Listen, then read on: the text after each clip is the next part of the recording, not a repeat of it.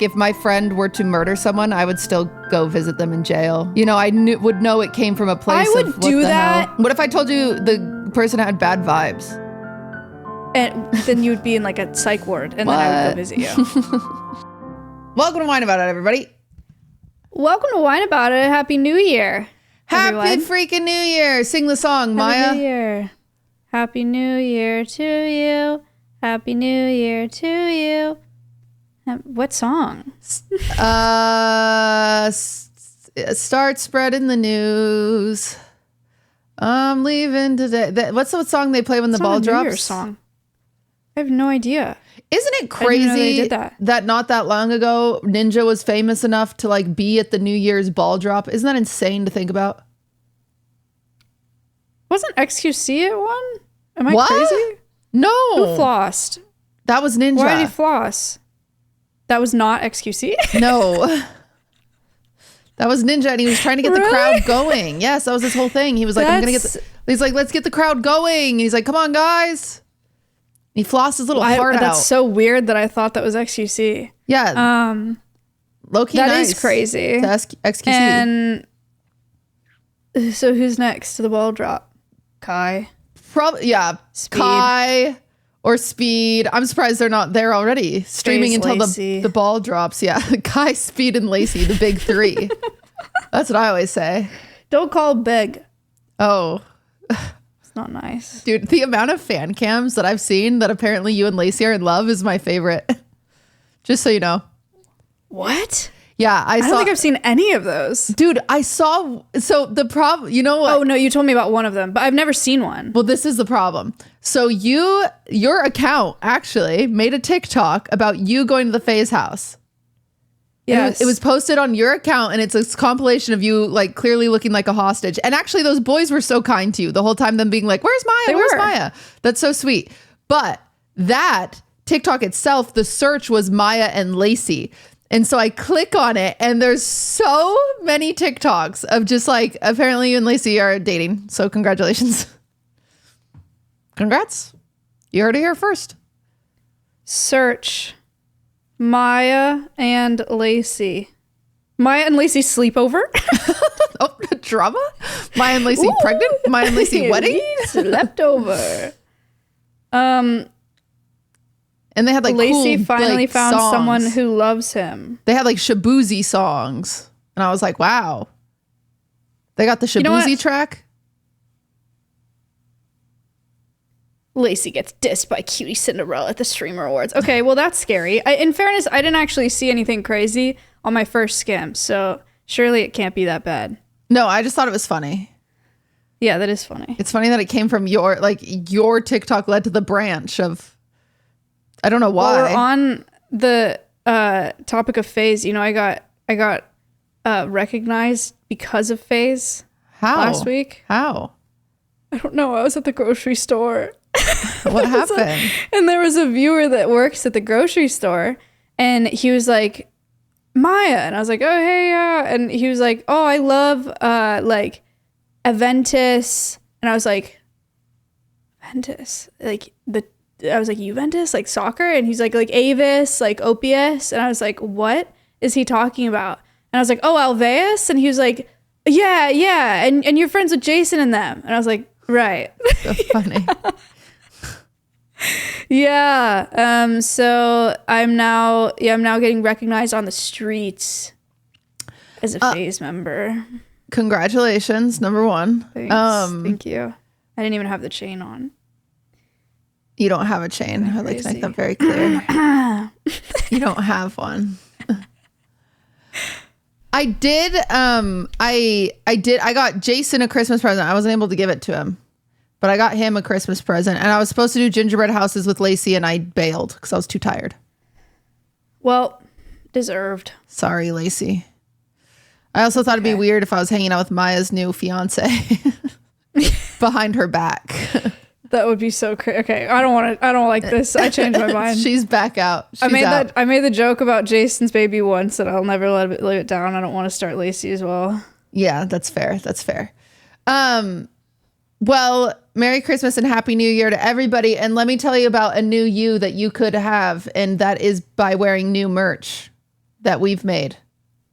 We have merch, everybody. Wine About It merch Yay. is out. It's out and about, and I hope you guys like it. It took us a very long time to decide on, but we're both really happy with it. I think it's sick. It's really cute. There's a jacket, there's a hat, and there's 2 t-shirts. It's available to the Patreon members right now. And because they get early access, so they get it before it freaking sells out.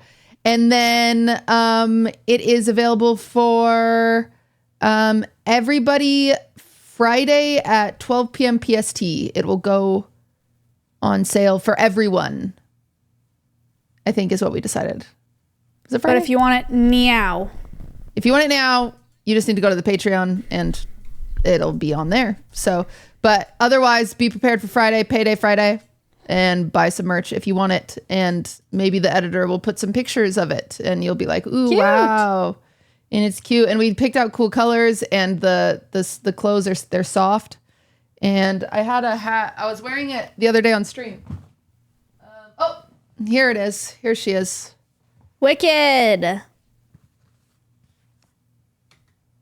Oh, that's a really good ad for us. Thank you so much. You're for welcome. Doing that. And Maya and I were going to do a photo shoot, but then her friend died. Yeah, we were, and it was going to be sick too, by the way. Like, we were dressed. I had heels on and fishnets, and like we had our makeup all done. Dude, your hair looked crazy. I look like Chapel Roan.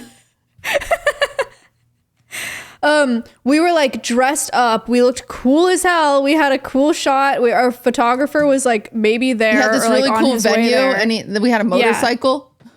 It was gonna go crazy, and then I got a call, and my friend died. Yeah, it's hard to have a photo shoot when that happens. Yeah. So then we didn't go, but yeah, we intended on it, and that's what matters. Did you get good? I always get really interesting like Christmas messages from people that I would never expect that are like "Merry Christmas," and you're like, "Oh my gosh."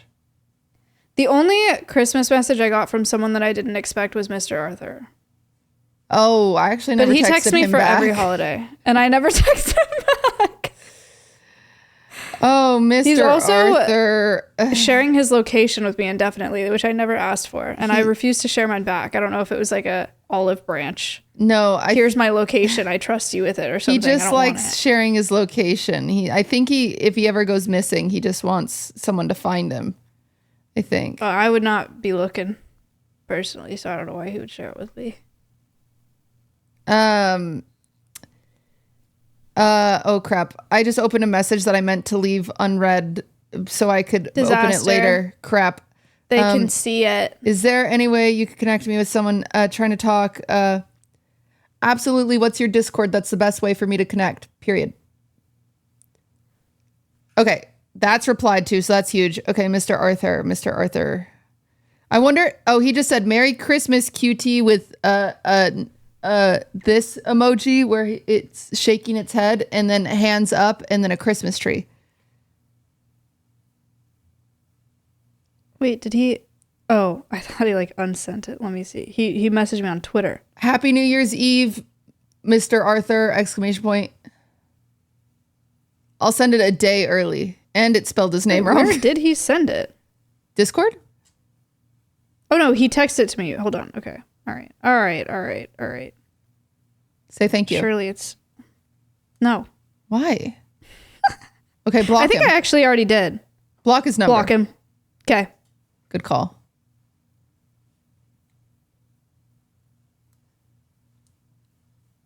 Dude, I can't find his freaking... Oh my god.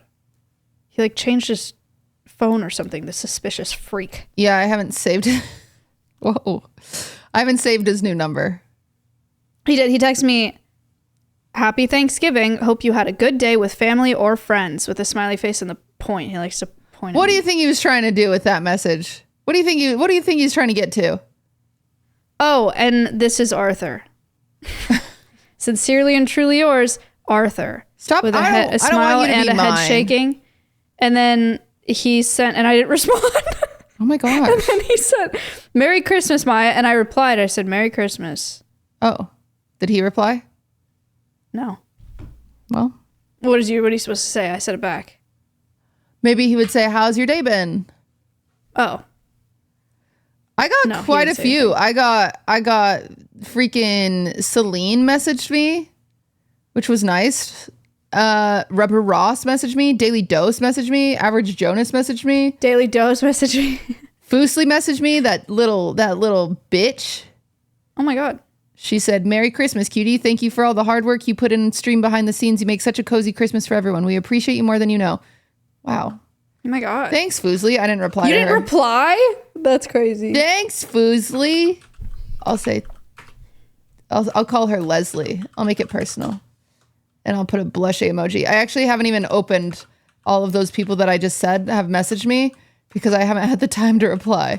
I haven't had the bandwidth is what I'll say. Dude.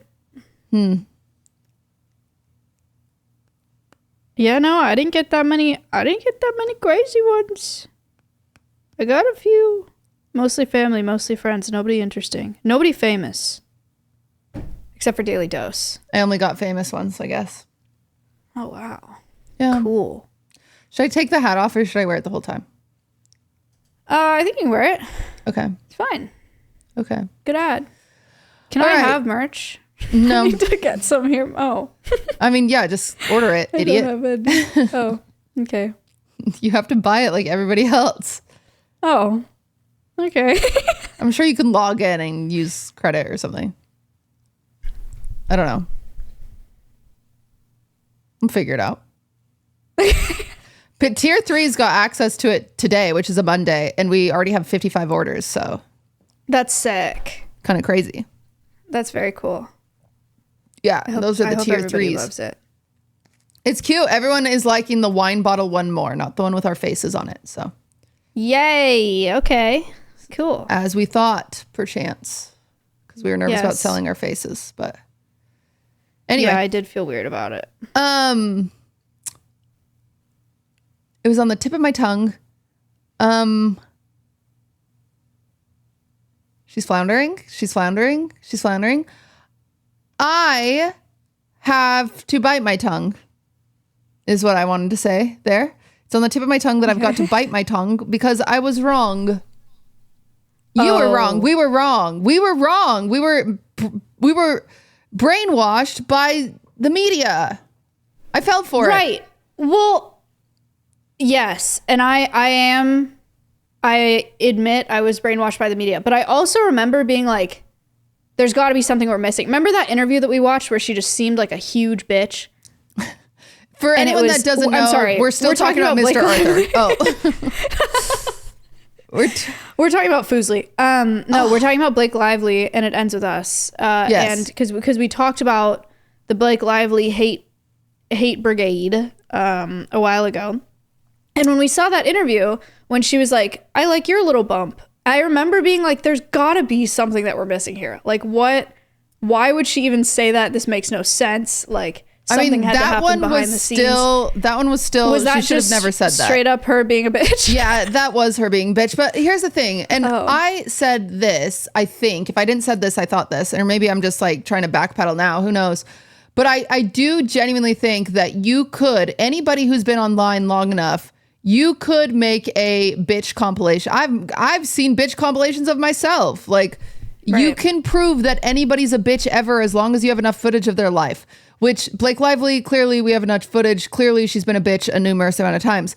But we covered the This Ends With Us drama. Rewind if you don't remember. Some of you don't. Some of you are new listeners. Hello. And yes, sometimes we cover pop culture. Sue us or call us E-News. Nobody. Don't sue us. Does anyone have a problem with that? I feel like they like that now. I think they like it. I just wanted attention, so I said sue us. Okay. So, what had happened was there's this book written by Colleen Hoover. It's awful. It's, unless you like it, then it's fine. It's a very easy, quick read book, similar to like Twilight, just real quick. No vampires though. Kind of cringe.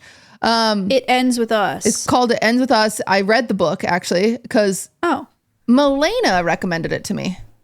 Interesting. And so I was like, okay, pop off queen. So I read it. It was real quick read. And that's the nice thing about Colleen Hoover is they are really easy reads.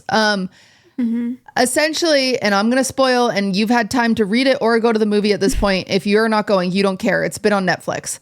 I haven't seen the movie, but I read the book. It's the whole thing is this girl grew up in a household where the dad was abusive to the mom. And then she is on a roof one day and meets a very handsome doctor and they have incredible sex. And it's kooky beans crazy. I don't think they have it on the roof, but they just have incredible sex all the time. It's a little smutty. Okay. And then one time he gets mad and he hits her. And then she's like, it was just the one time. And then he gets mad again and he hits her and she's like, oh shit. And then she starts daydreaming about like her high school sweetheart. Like he was like the one that got away, but he was homeless. I don't know why he was homeless. It was just an extra layer, I guess. He was homeless and she would like sneak him into the house so he wouldn't be cold. And then he like wanted to be a chef one day and it was a whole thing. And then the parents like kicked him out and she's always wondered about him and blah, blah, blah, blah, blah, blah. And then at some point she's pregnant and she has to like she leaves the husband because she's like mad at him because he hit her. And then she like stumbles across, you know, the guy from high school serendipitously, amazing. And she goes and stays with him and he's a chef now. And he's become so amazing. And then meanwhile, she's with the dream guy that's an asshole or whatever. And then long story short, he like hits her one more time and she's like, no, it ends with us. The cycle of abuse ends with us. Because if you don't know, if you're in a household where someone was abused, you're more likely to be in a relationship where people are abused because you're not as shocked by that behavior. So you're more accepting of it. And so it's harder for you to leave and it's easier for you to make justifications, all that stuff.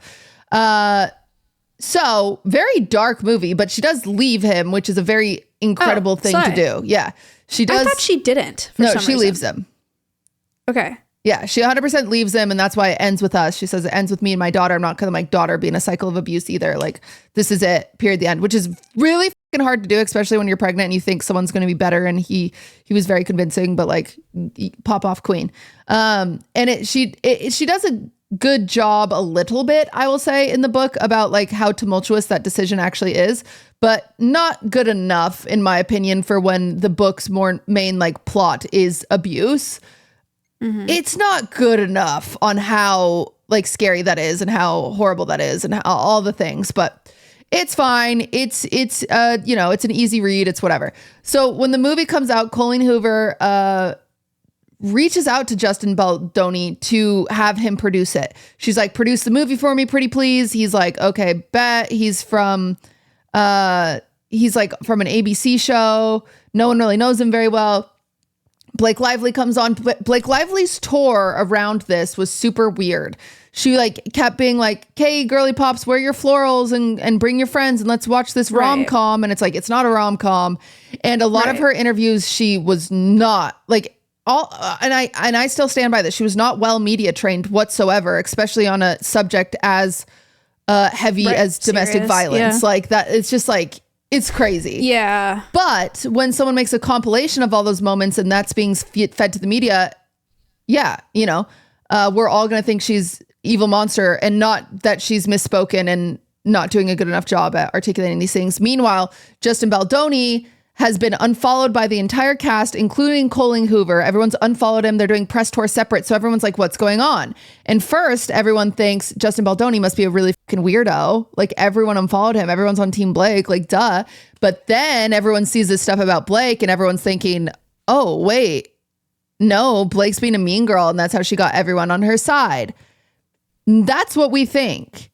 And that's what we consumed. And that's what we word vomited out because we saw the clips and we're like, okay, mean girl. Fast forward to now, a lawsuit drops. So Blake Lively is suing Justin Baldoni for a smear campaign against her. How do you put that together? Like, how do you orchestrate a smear campaign like that? So impressively. So essentially, as soon as he caught wind that like everyone was unfollowing him, that people were murmuring, like, I don't know how he acted so quickly, to be honest. Like, you've got to be a, narcissist or something. But as soon as the murmuring started happening, he hired a PR agency to like put together this smear campaign. And people do that. People just put together smear campaigns. Okay. So they are the ones that like put together these like, compilations and start really like pushing them out there, putting them on TikToks, like all this stuff. And so then we just start all, believing it. And we all think Blake's the monster instead of him. One of the most interesting, there's this tweet. I'm trying to find it. There's this tweet that leaked where he specifically he's saying, oh, this is what we need. Like we need tweets like these. And it was like this tweet from like a Selena Gomez account, like shitting all over Hailey Bieber or whatever. He's like, this is what we need. And then that's what they like put together. It's a screenshot of him saying that to the PR agency? Yeah. What? That got leaked. How do you know is it real? Yeah. We don't know. No, it's real. So everyone was like, freaking out. And this is also the same PR agency that Johnny Depp had. Interesting. Yeah. So it's like a very good PR agency at controlling narratives. They should not exist. PR agencies? Yeah. I mean, they unfortunately are as old as time. Like as old as Hollywood. Wow. Yeah. That is because that's so how you weird. control literally everything. Okay. So, the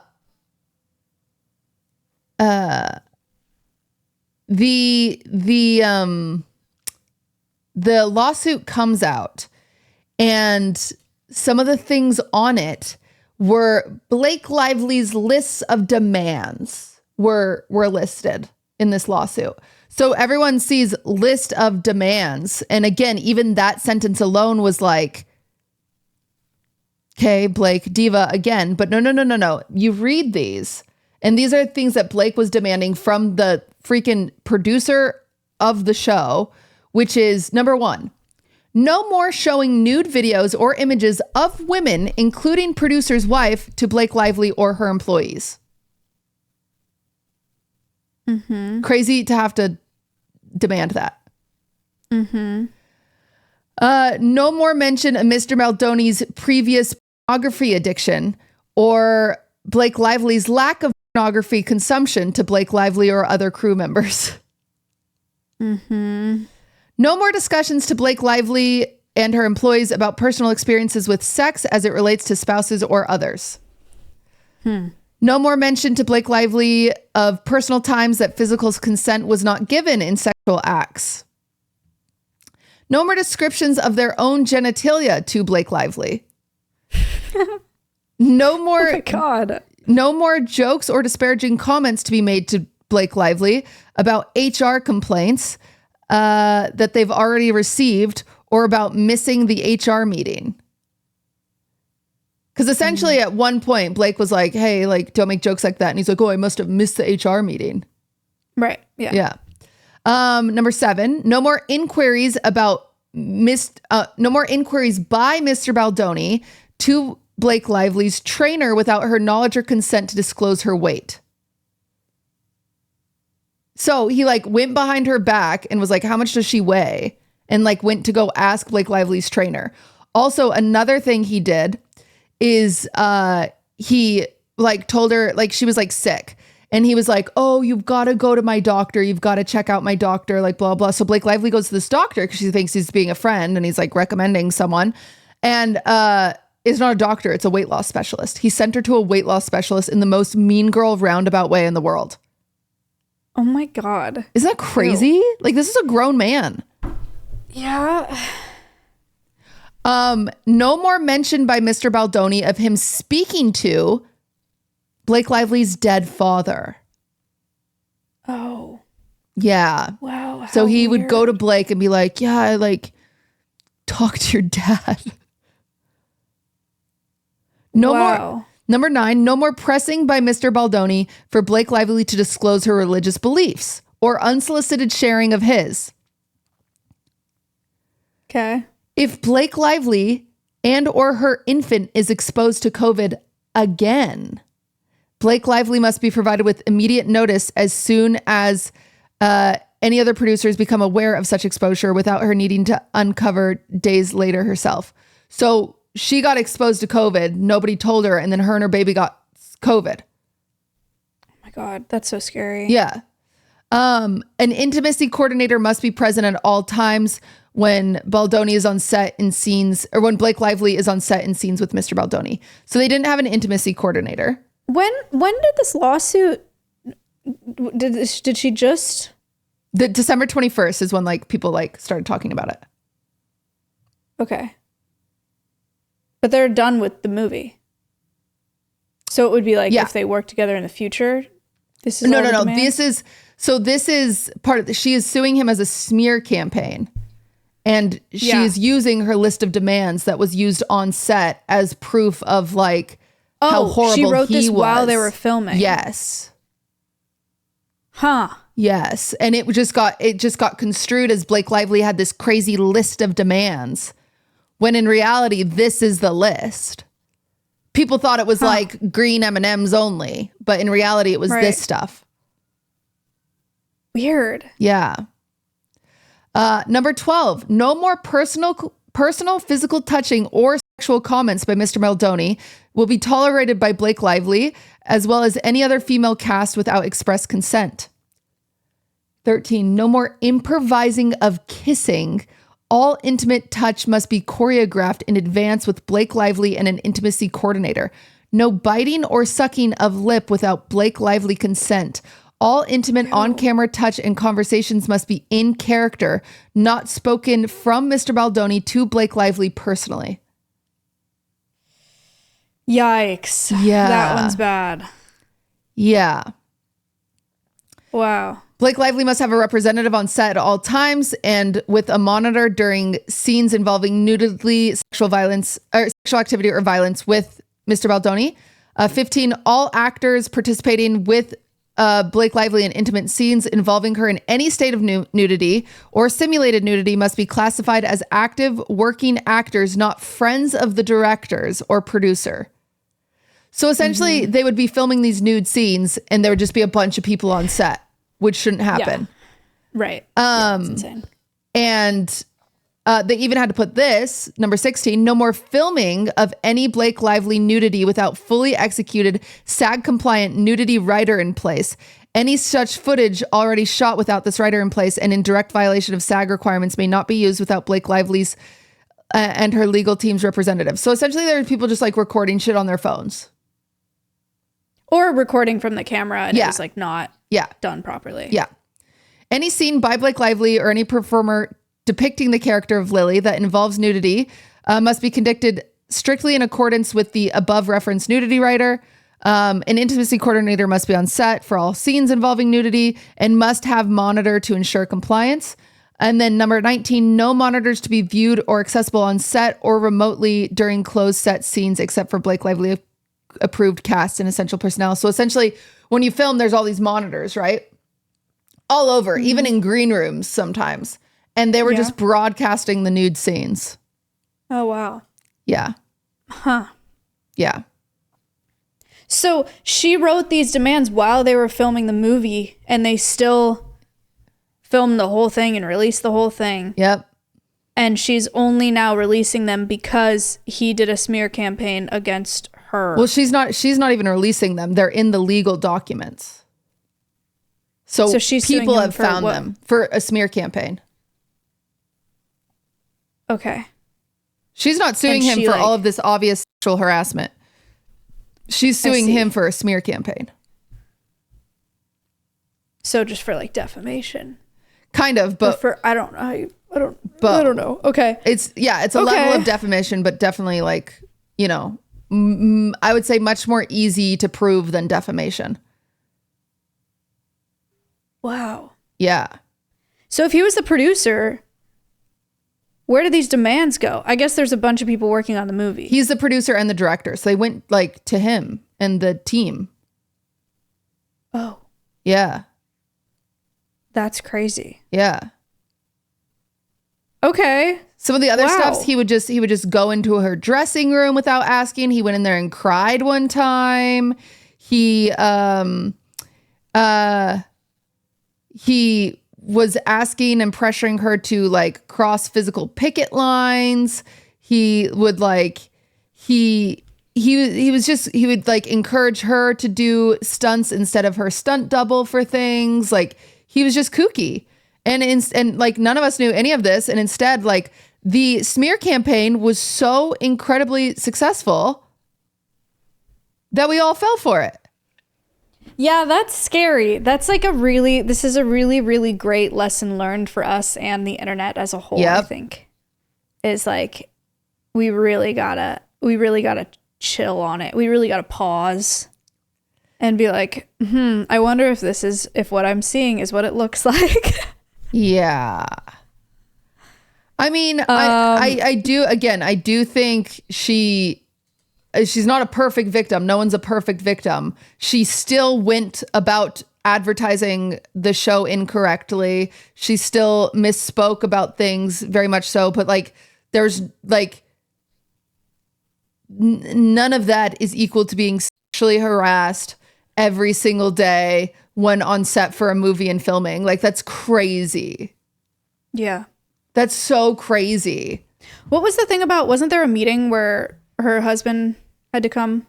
Yeah. So and that's the thing is, so Ryan Reynolds started like working on the movie, and how that was portrayed to us was like, yeah, like the two big famous came in here and pushed him out and like took control when they weren't that, when really like it sounds like Blake started producing more heavily and directing more heavily because she felt unsafe. And it's crazy. And like Ryan came in there to support. Yeah. her. Yeah. Cause she didn't want to be alone with a freak. Yeah, that's insane. But then now I'm sitting here and I'm like, maybe we're believing the other thing too quickly. I know. Like I do. I just believe it. I do. I think he's a freak because the whole cast and crew did unfollow him too. I mean, I don't freaking know what happened, but that list of demands, if that was handed to him during the filming of the movie, there was clearly like not good stuff happening there. Not a good, professional, healthy relationship by any means. And he made her very uncomfortable, and that really sucks. Yeah. And the media is scary. I think you're right. I think that like anyone can be made to look like a bitch with a compilation. Like there were things that we saw that was like, man, that was crazy that she said that, and it really was. But it doesn't negate that she can be a victim. That's the biggest takeaway, I think. Yeah. No. And just don't freaking believe the media. Ooh, we got to delete TikTok. We got to delete everything. We got to get rid of it. We say, don't even watch this podcast. Get out of here. Because we helped spread that misinformation. 1 point to us. Yeah, we did. We did. It was the tea was too hot. Okay. What did we? I don't remember what we said. That kind of stresses me out. I kind of want to go back and like see what we said. I know that we said that she was being like a bitch in that interview. I think that was the thing we talked about the most. And that might just be by itself true. I think that the PR campaign that we fell for was when you would like compare the way that he's talked about the movie and his media presence with the movie, and how it looked like he was the one that got it and like was the one that was like being responsible about it and being well spoken, and everyone was like, ooh, look at him go. We might have fallen for that and been like, why isn't she the one doing that as the woman? I don't know. I think I fell for all of it. Oh. I think I bitch hunted like no one's business. Everybody loves a good bitch hunt. I have another bitch hunt to cover. What? This is not going to make some people happy. So, I'm sure you remember all of the drama with Ariana Grande. Yes. Yeah. Well. Can I tell you my understanding? Mm-hmm. Ariana Grande made friends with this beautiful couple. Yes. That had a beautiful new baby. Yes. She held the baby. She said, ooh, what a beautiful baby. Yes. This is such a cute little baby. Cute baby. And then baby's father said, you know who's cute? You. Uh-huh. And then he left his wife and his new baby to be with Ariana Grande. So. And then Ariana Grande said, come be in Wicked. That's I don't know if that's No, true, he was in Wicked first. Oh, then he was like, come be in Wicked. Yeah, no, he actually brought Ariana Grande into Wicked. It was very Broadway kind of him. Yeah. He was SpongeBob. He saved that much. He saved Ariana Grande's career. She could never have done it without him. Yeah, exactly. 1 second. I do have to buy a subscription to the New York Times in order to read this very important article that apparently I thought I was already subscribed to New York Times because I use their recipes quite a bit. But I'm not, and I will. They had recipes. Yeah, the New York Times has some great recipes. I like them. I like the New York Times for the most part. Someday I'll be in it because they'll say she's famous. They won't. Oh, maybe. Well, so that's my understanding of what happened with Ariana Grande. And then everyone was like, we hate Ariana Grande, Homewrecker. And then Wicked came out and they were like, we love Ariana Grande. Like, she's amazing. Yeah. And so she deserves this. A lot of people were like, I mean, two things can happen at once. And that's something that I think a lot of people never talk about enough is like, there are so many realities, like genuinely, that we actively live. Like Ariana Grande does deserve to be Glenda after years of dreaming of it and having a beautiful voice to match. Yes, I agree with that. But she can also be a homewrecker. Yeah. You know? Like she can be. Yeah. So essentially everyone kind of downplayed it and they were like, oh, but like, you know, Lily. So Ethan is the boy. So that's the guy who plays Bach. Ethan Slater. Yeah, Ethan Slater is the guy that we think they're still dating. Ariana Grande and Ethan Slater. Why we care? I don't fucking know. It's just something to talk about, right? So they're still dating, I think. But regardless, when they started dating, yeah, there was crazy uproar. But then everyone kind of justified it because they were like, well, we don't know the whole story. But Lily J, who was married to Ethan Slater, who has, you know, had her marriage dissolved, has been divorced now, had an interview in the New York Times. Oh my God. I didn't know that. Yep. And the title of the interview is, How Does Divorce Make You Feel? Oh my God. She says, as a therapist, because she is a therapist. She is a clinical psychologist in perinatal mental health and child development who knows, just so you guys know, do you know what's really bad for a child? Divorce. It's like one of those things that's like really bad for a kid. He doesn't know what's going on. It doesn't matter. How are their Christmases going to be spent? How are your Thanksgivings going to be spent? I think it matters a little bit more than like yeah, you're not watching them fight or whatever, for sure. Not watching them fight helps, but living in a split home is never going to be as good. No matter what, even with co-parenting, it's just never going to be as good. Yeah. And who knows if they're fucking co-parenting right now. Could you imagine, Maya, lovely Caleb leaves you for Ariana Grande?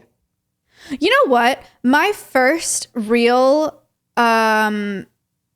experience, no, that's not true. I had been jealous before, but my first celebrity jealousy was Ariana Grande because the guy that I was dating, I don't know why I would ask this question because I did not want to know the answer, but I asked who his celebrity crush was and he said Ariana Grande. And then there were years, like from ages like 16 through probably like 19 or 20 that I like kind of like hated her. Because every time I thought about her, I was like, because she's prettier, like which of course she is. And like, of course she's better. And of course she's whatever. But she's Glenda. She's Glinda. That was my first real experience with like female on female, like competition, jealousy. Like you just hate her for no reason.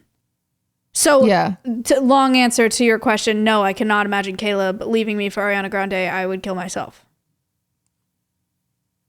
She says, no one gets married thinking they'll get divorced. In the same way, we don't board a plane expecting to crash. But I really never thought I would get divorced, especially not just after giving birth to my first child, and especially not in the shadow of my new husband's relationship with a celebrity.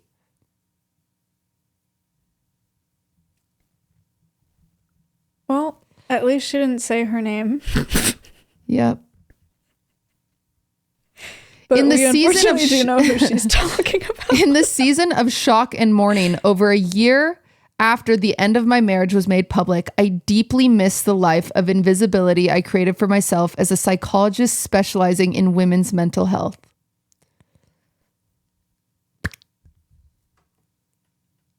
That's so sad. Yeah. That's so unfair. She's like a normal person. You can also like genuinely tell, like she in this interview, if you haven't read it, you should read it. It's gorgeous. It was written very beautifully, but I think because she speaks very beautifully and very eloquently, she's a freaking psychologist. Okay, so during graduate school for clinical psychology, I learned about transference, the way a patient uses anonymous therapist as a fun house mirror reflection of their own unresolved relation needs. The patient and therapist piece together a deeper understanding of the patient based on echoes of outside relationships that inevitably play out in the therapist's office. So like as the thing of being like, oh, my last therapist said this about me, or whatever. And it's just like helps kind of piece things together. As a therapist, part of what I could offer my patients was experience of being in relation with someone else without complexities of personal relationship. I was never meant to be fully known to them. Like there's a reason my Higa isn't my therapist. Like, right. You're not supposed to be friends with your therapist. But now her whole career is kind of fucking ruined. Oh, yeah. Because she can't be like, you're going to get therapy. Like, yeah. Even that sentence is so gross. I'm going to get therapy from the girl who, blah, blah, blah, ew. Yeah. That sucks. That's so sad. I mean, in fairness, I would not know who she was. Yeah. I think there's probably a lot of people, but yes, I mean, it is like that risk is always going to be there where it was never there before. Also, I totally lied. When I said it was for child development, I thought that meant it was a children's psychologist, but she was actually working in hospitals supporting women pregnant with babies facing severe or fatal diseases. Oh, wow. So that's it sounds like that's really, that's much harder, I would say, than working with children. I mean, I think they're all hard.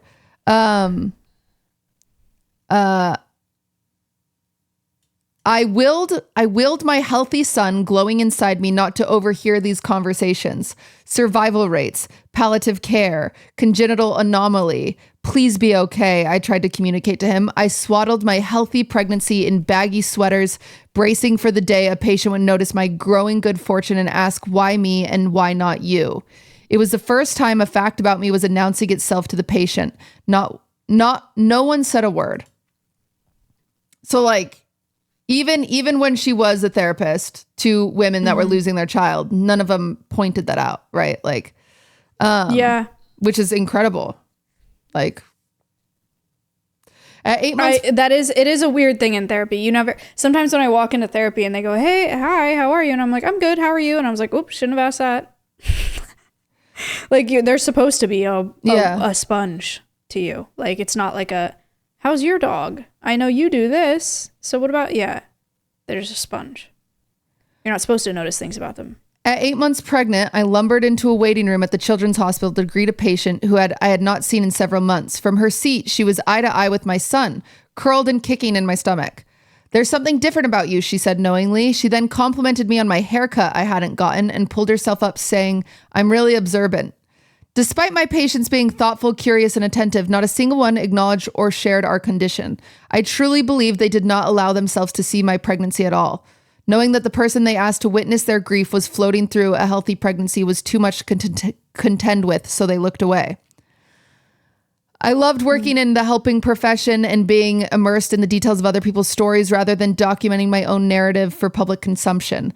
The week before my 18th birthday, I deactivated my Facebook account. I didn't want to measure my birthday and how many messages I did or did not receive from people across the family to strangers continuum of the Facebook friends list.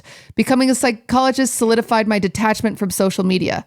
Professors urged me and my graduate school peers to be wary of conclusions an understandably curious patient might reach if they were to unearth online artifacts about our real world lives. My partner was on a different path in which social media exposure were not impediments, but rather necessities. We puzzled through predicament on our walks, over pizza in our apartment, and excitedly with rules of engagement of how he would share our lives together. It would be a tenuous balance, my profession, which requires privacy, and his, which is measured in applause.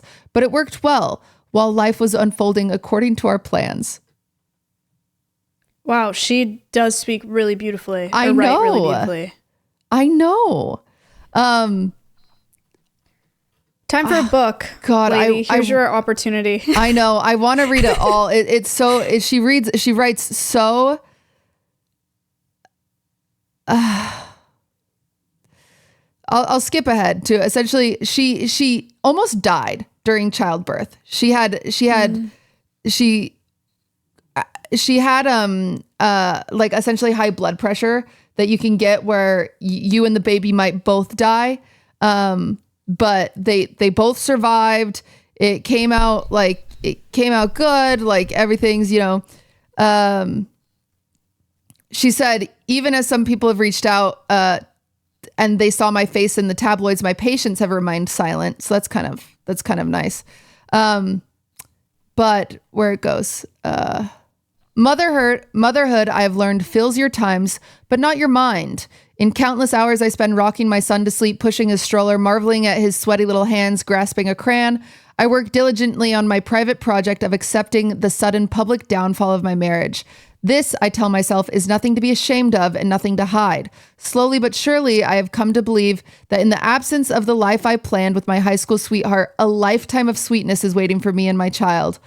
With our partnership has changed, our parenthood has not. Both of us fiercely love our son 100% of the time, regardless of how our parenting time is divided. As for me, days with my son are sunny. Days when I can't escape the promotion of a movie associated with the saddest days of my life are darker.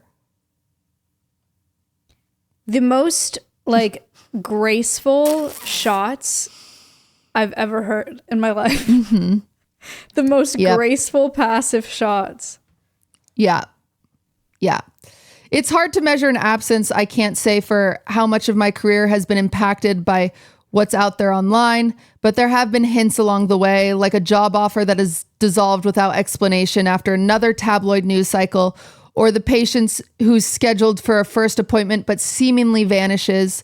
On my darker days, I rallied against the unfairness of a public divorce, asking my therapist, we're all just a rushing nesting dolls of therapists supporting therapists, she put in parentheses, which is kind of cute, who would trust a cardiologist who had a heart attack because they never got an EKG. Of course, I am not owed anything, whether it be a job or a privilege of being any person's psychologist still. Even as someone who's spent years researching how people respond to ambiguity, I hate not knowing if the way my story has been told has impacted my opportunity to help others sort through their stories. I have the deeply human propensity to find evidence for my worries in the unknown. As a visitor in this digital land I thought I had successfully chosen not to live in, it is uncanny to see myself in the shoddy mosaic of others' words and impressions. I have puzzled alone for nearly 2 years about what to say as someone who is, by personality and profession, equally allergic to being the center of the attention and to being erased.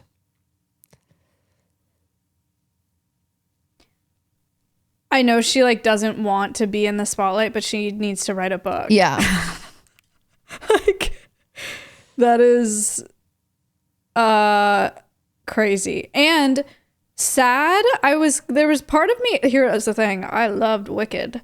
And I do love Ariana Grande's voice, and I like a lot of her music and her aesthetic. I think she's really cool. I was kind of hoping that this was one of those things where it was a bitch hunt for Ariana Grande. Where it was she was painted a certain way, but it was actually not a certain way. And it still could be that. For the record, Ethan Slater is also a bitch.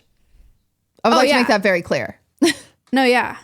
But this interview, especially coming from a normal person, I just give also, so much more credit to. I messed up. It's not an interview. It's an essay. She wrote this. Oh. This is not an interview. Yeah. Okay. Which, yeah. Still, it just kind of seems to confirm everything that everyone thought was happening. Last paragraph is very beautiful. She says, so consider this essay, my message in a bottle sent out to the sea to maybe wash up at my patient's feet someday. I'm sorry I can't be invisible anymore. Really, more than you know, I'm sorry.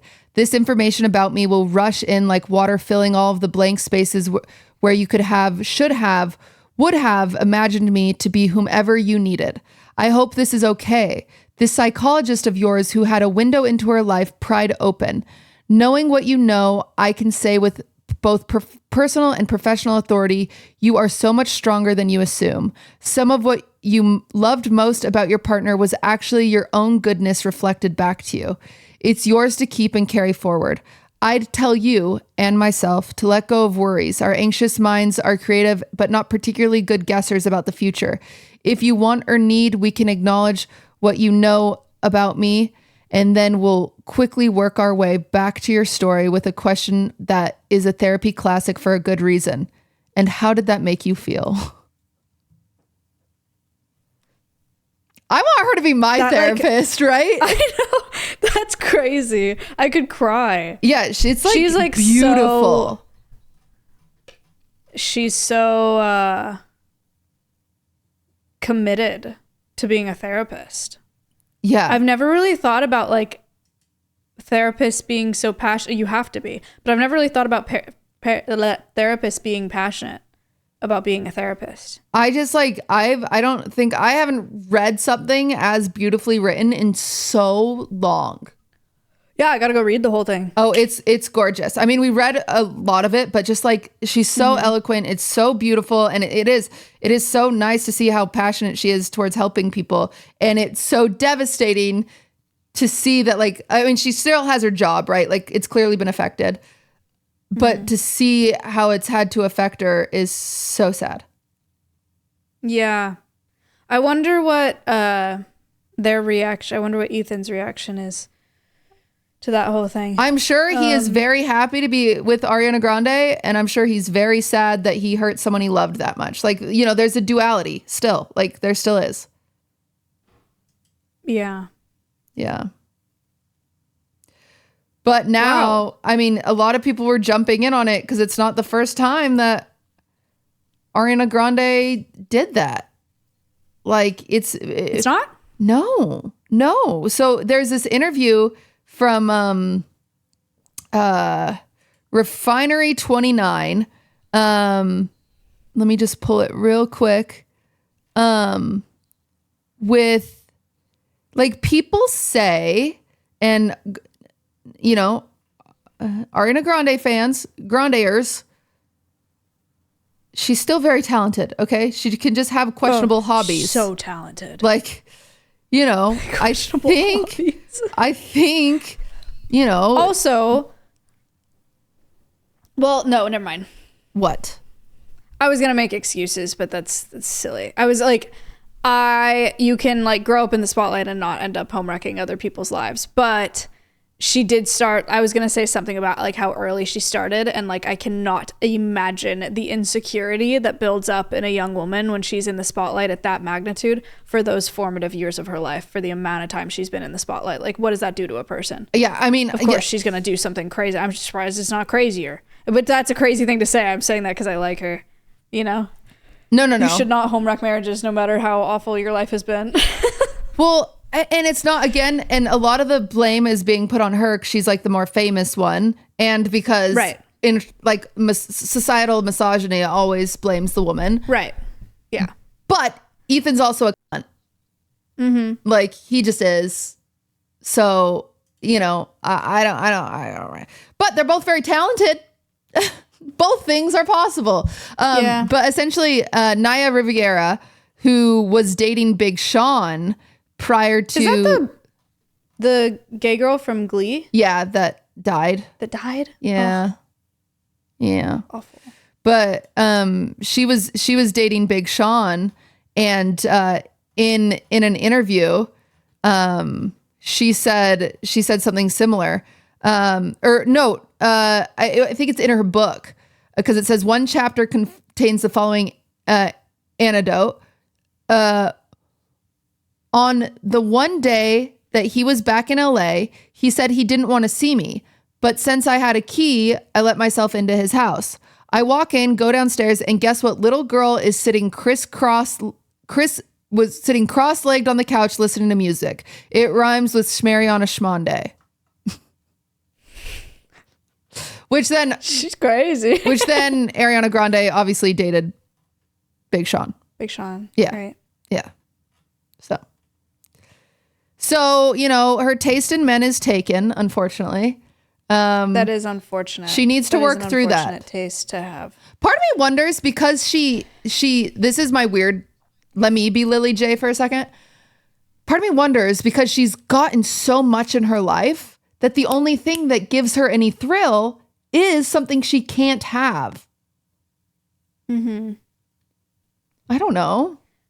Which again isn't an excuse for her. Like she needs to, you know, work through that, but no, I mean, I think that's a fair, I think that's an interesting armchair. If I were to armchair, which is like super unfair. Here we are. Yeah. Not a psychologist. Here we are. And I don't know her. I think that not just with Ariana Grande, but with a lot of girls that whose choice or taste in men is taken. I think a lot of it comes from, it's really sad. Like there's a lot of insecurity there. And the only way that you feel wanted enough, like your cup for feeling wanted is so empty that in order to fill it, it has to be someone wants you more directly, wants you more than another person, to the point where they will like hurt, push away, knock down that person that they care about so much, that they're in a relationship with them, they love them, but they want you so much that it trumps that, you know? So like it takes so much more to fill that cup because you need to be wanted. I think it comes from like a really, really sad place. But maybe that's too empathetic. Maybe they're bitches. I mean, I'm a big duality believer. I believe both. I do think it probably comes from a sad place from both of them. I do think they still shouldn't have done it. I think you know. I still don't think they should do it, even though it comes from a sad place. Even though they said like there's better ways to go about it. Like, you know, they could have like, I don't know. It's hard not to empathize with Lily when you read that. And Arianators, really do, like, believe me. It's so selfish for me to want her to write a book, but I really want to read it. Yeah, no. I mean, it could be about anything. Just the way she writes is like, even as like a psychologist book would be amazing. Like a whatever, you know what I mean? But I am ready for the like Arianators to come at us. I'm covering the news. Okay. I also think there are theories that Taylor Swift has cheated before too. And you know what? I don't think she should have done it either. But you know, like I think she's done it. Sometimes people do bad things and that's okay still, even though it sucks. But I think there's forgiveness in everything. Have you seen Mufasa? No, right? Why? Have you seen it? Yeah. I just went to see it and it would be interesting for us to talk about, but it just came out and I don't want to spoil it for everybody because I don't think many people have seen it. It's like in theaters right now. Yeah, you can't talk about it. But it's just like, it's the story of like Mufasa and Scar and how they grew up. And it's very clear, like on the original Lion King, there's a lot of like moral ambiguity there. Yeah. And it's very interesting and it really stresses me out. Really? I'm really bad about it. Yeah. I mean, That's you so saw funny. this, for those of you in the Patreon, the first book that we ever read with The Yard was a book about these two kids who were like, the guy loved the girl and like did a lot of really, really messed up things. And at the end of the book, it's a New York Times bestseller. And so the world and my book club, Cutie, Slime, Lud, Nick and wait, that's it. Yeah. They loved the guy character, even though he did all these awful things. And I was like, I don't get it. Like I can't handle like the grayness of that character. But I know that that's Wait, I didn't like him. Because did I?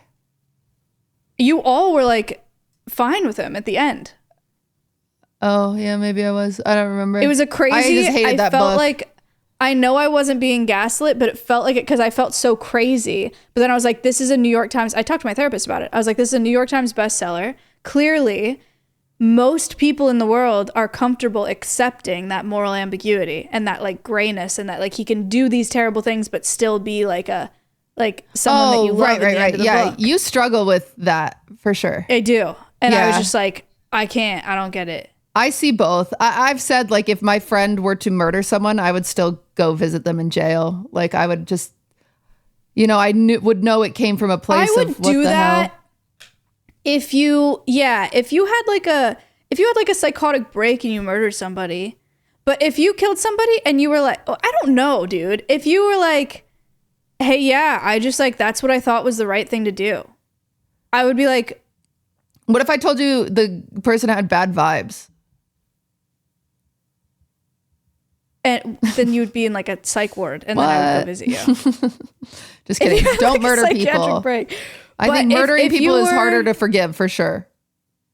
Yeah. But I do think like, I don't know. I think the best people in your life are people that can understand that there are always two truths. Like I do think Ethan loved his wife. I also think he loved Ariana Grande. And both of those things are okay. And he probably got caught up in imagine, dude. You are married and you have a kid and like your home life is all about this pregnancy and real life and whatever. How could you not get caught up in the imaginary world of Ariana Grande is flirting with your SpongeBob ass? No wonder, like that in itself, like the psychology behind that is so interesting because that's just like full on escapism. Yeah. I mean, no, that kind of thing happens all the time. All the freaking time. All the freaking time. It's tragedy. Yeah, he'll regret it someday, I'm sure. Oh, he was in Wicked and it did really well. Do you think he's rich from that? How much does he get paid for that? Not as much as Ariana Grande. I don't know though. Probably a lot. You had a viewer story that you wanted to share for like 2 weeks. Yeah, but I can save it. Okay. For next week. Guys, go watch Mufasa so you can see what I'm talking about. Go watch freaking It Ends With Us, maybe, and so you can see what we're talking about. And then go subscribe to the Patreon so you can get merch early. If not, our bonus episode. Get merch on Friday. Yeah. Okay. Thank you for watching. Thank you for subbing. Happy New Year, everybody. It's going to be a good one, surely. The news. Happy New Year to I'm you. leaving today. New Year to you. I'm gonna be a part of it. New Year to viewers. Bye. Bye. And then he got me this. Oh, I didn't show you this. He just brought this in to me. Because it was late. Oh my God. That's crazy. First edition Playboy. I know, I need to send it to Peach. I have the very first edition.